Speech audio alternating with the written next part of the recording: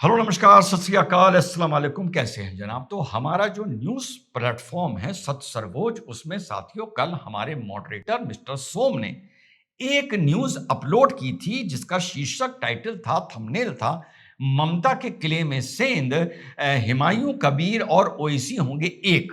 तो उस news upload में हमने यही बताया था कि अभी कोई फॉर्मल अनाउंसमेंट वेस्ट बंगाल को लेकर इस एकता का नहीं हुआ है। तो कल शाम को तेलंगाना में यह अनाउंसमेंट हो गया और अनाउंसमेंट किया किसने? चार मीनारा के सांसद साहब असदुद्दीन ओवैसी जी ने। तो पहले यह अनाउंसमेंट सुन लीजिए, फिर न्यूज की जो मजेदार बात है वो थोड़ी देर में बताता हूं।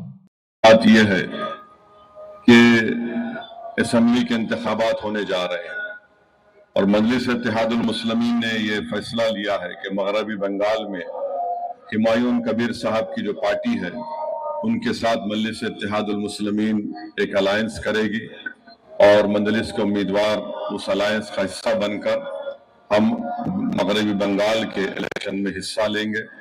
हमारी कोशिश यही है कि मजलिस इत्तेहादुल मुस्लिमीन को मजबूत किया जाए, हमारी आवाज को मजबूत किया जाए, हमारे नुमाइंदे मुल्क के कोने कोने में कामयाब होकर बेबाक तरीके से ऐवान असम्बली में गरीब और मजलूम आवाम की आवाज को उठाए।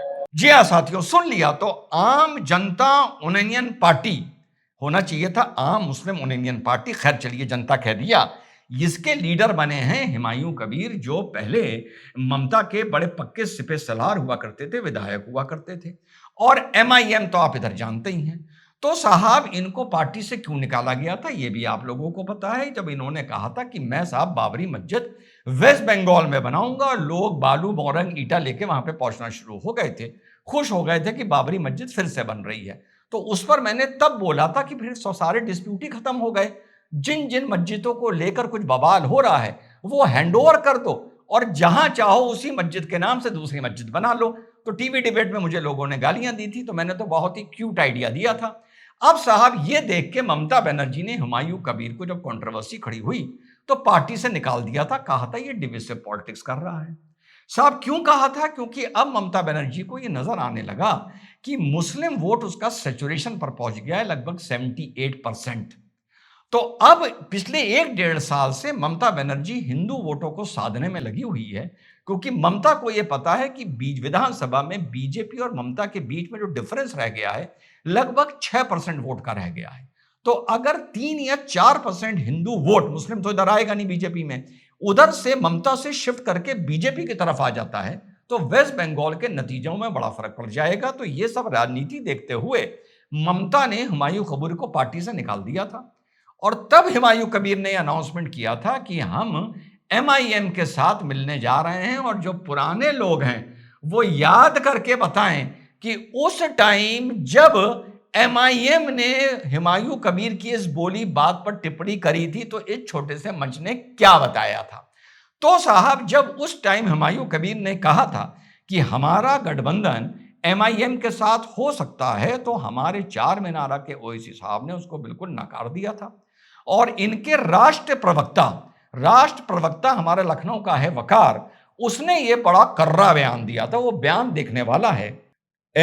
Dismissing the overtures as politically suspect and ideologically incompatible। Humayun Kabir के ऑफर के लिए कहा था कि भैया ये तो बहुत ही संदेह के घेरे में आने वाला आदमी है, और आइडियोलॉजिकली हमारे साथ बिल्कुल अलग है।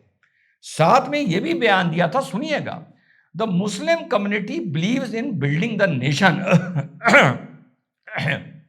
द नेशन, बेटा पानी भी दे देना थोड़ी देर बाद, not breaking it. It stands with forces that strengthen the country and reject those who thrive on creating unrest and division. ये वकार ने नहीं बोला था, मुझे पता है उसको कितनी इंग्लिश आती है। ये न्यूज लिखने वाले ने इंग्लिश में इसका ट्रांसलेशन किया है कि साहब, हमें पता है हम उनके साथ कभी नहीं खड़े हो सकते जो समाज को तोड़ने की बात करते हैं और बांटने की बात करते हैं। फिर ओवैसी साहब के बारे में बोलते हुए वकार ने बोला था, ओवैसी साहब politics is rooted in constitutional values, peace and social harmony. Vicks की गोली लो, हाँ, खिचखिच दूर करो। He cannot be associated with anyone whose actions endanger unity, यानी ओवैसी साहब कभी उसके साथ खड़े नहीं हो सकते जो यूनिटी को खतरा डालता है और सोशल फॉल्ट लाइंस को डैमेज करता है और डिस्ट्रक्शन की बात करता है। वो बात अलग है कि ओवैसी, अभी हमने आपको उस दिन सुनाया था, किसी के मजहबी जज्बात कैसा मजरू हो रहे हैं। अगर गंगा में कश्ती में मैं खाना खाया तो किसके मजहबी जज्बात मजरू हो रहे हैं? किसी के भी नहीं हो रहे ना। हाँ, इनके साथ आपको खड़ा हुआ मिलेगा, वो बात अलग है। उसके बाद हुमायूं कबीर पर बोलते हुए वकार ने बोला था कि वो तो शिवेंदु अधिकारी का आदमी है, वो तो शिवेंदु अधिकारी के लिए काम करता है, उससे मिला हुआ है और उसकी पॉलिटिकल पार्टी से मिला हुआ है, और हमें पता है किस एजेंडा के तहत वो ये बाबरी मस्जिद बनाने की बात कर रहा है। भैया मैं कुछ नहीं कह रहा, दोनों चीजें ऑथेंटिकेटेड सुना दी हैं, अपने अपने हिसाब से गूगल खेलने वाले इसको जाकर कंफर्म कर लें। तो कुल मिलाकर अब ये गठबंधन वहां पर खुलकर मुस्लिम वोटों के लिए सामने आ गया है। जहां पर मुस्लिम बहुसंख्यक है, वेस्ट बंगाल के जितने भी विधानसभा हैं, वहां पर तो इस गठबंधन का कोई फर्क नहीं पड़ने जा रहा, कोई नहीं पड़ने जा रहा।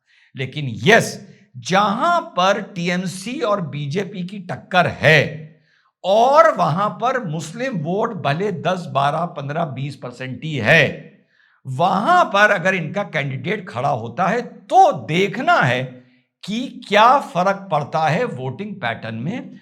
और इस गठबंधन के चलते जाहिर सी बात है ममता बनर्जी को क्या नुकसान होता है, और अगर ममता बनर्जी को नुकसान होता है तो आगे जाकर जब बीजेपी जीतती है तो इस गठबंधन के दम पर वेस्ट बंगाल के समाज को और कितना नुकसान होता है। मतलब अभी आप बहुत नुकसान देख रहे हैं, और कितना नुकसान होता है यह वक्त बताएगा। पर अगर बीजेपी जीत गई होगी, कोई कर्रा मुख्यमंत्री होगा, तो शायद उस नुकसान से जो अभी तक जो डैमेज हुआ है उसको शायद वो रिपेयर कर दे या कंट्रोल कर दे। लेकिन किंतु परंतु अगर इस गठबंधन के चलते जिस सीट्स पर कंटेस्ट तगड़ा हो रहा है वहां भी ये गठबंधन ममता दीदी का मुस्लिम वोट ना काट पाया, तो जाहिर सी बात है मुस्लिम वोट से ममता दीदी को ही फायदा होगा, बीजेपी को तो होने नहीं जा रहा है। लेकिन उसके चलते कम से कम ओवैसी के बारे में ये बिल्कुल क्लियर हो जाएगा कि बकबका ये जितना ले, अपनी ड्रामेबाजी से, अपनी लफाजी से, जुमा खर्च से, वोट के टाइम पर मुस्लिम इसको भी वही समझता है जो इसका राष्ट्रीय प्रवक्ता 1 साल पहले 2025 में हुमायूं कबीर के लिए बोल रहा था। कम से कम ये मुस्लिम पॉइंट ऑफ व्यू से चीज सामने आ जाएगी। लेकिन मुझे इसका आदत पता है, इसकी फितरत पता है, ये तब भी बेशरम इतना है, ये तब भी हार नहीं मानेगा और अपने काम में, एजेंडा में लगा रहेगा। जय हिंद, वंदे मातरम, खुदा हाफिज।